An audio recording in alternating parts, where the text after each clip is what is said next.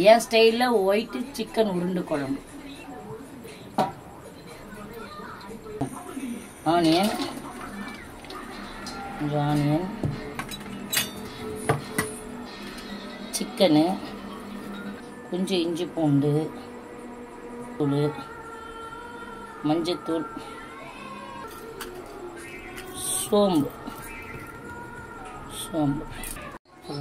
கடலை மாவு,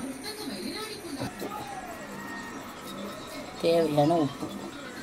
சும்மா நான் பிசையும் போது இப்படி பச்சை மிளகா, கொத்தமல்லி,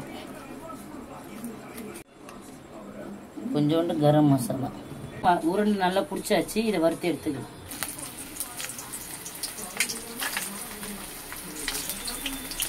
ஆயிடுச்சான்னு பார்க்கலாம். பாருங்க, சூப்பராக வந்துருச்சு.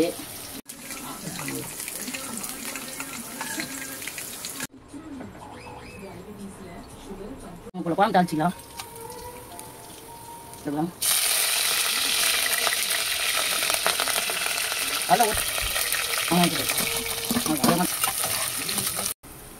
ஒரு ஸ்பூன் இஞ்சி பூண்டு போடுங்க. இஞ்சி பூண்டு போட்டுக்க. கொஞ்சம் அந்த கறியை வந்து அந்த மசாலா வந்து கொஞ்சம் பொடியாக குழம்புல போட்டு வதக்கி இருக்கிறேன். பாருங்க பாருங்க, எல்லோ கலரில் இருக்கும் பாருங்க. அந்த வாயில் மாட்டும் போது கொஞ்சம் நல்லா இருக்கும் சாப்பிடுறது. 4 முந்திரி, கொஞ்சம் கொத்தமல்லி, கொஞ்சம் கருவேப்பிலை, தேங்காய் எல்லாம் போட்டு அரைச்சி வச்சிருக்கேன். அது ஊற்றுங்க.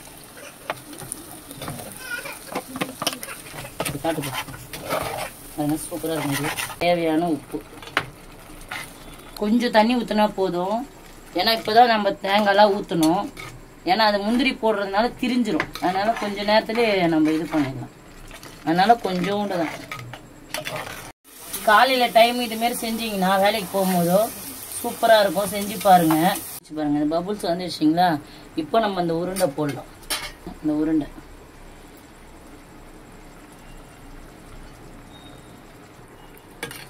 பாருங்க, இதை கலரி ஒரு 5 மினிட்ஸ் அவ்வளோதான். போட்டு உடைக்கக்கூடாது.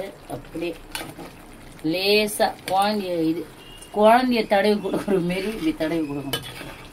அவ்வளோதான். கொஞ்சம் மிளகுத்தூள் போடலாம். இப்போதான் நல்லா இருக்கும். அவ்வளோ ரெடி ஆயிடுச்சுங்க. கொத்தமல்லி போட்டுக்கலாம். செம்மையாக வந்துடுதுங்க.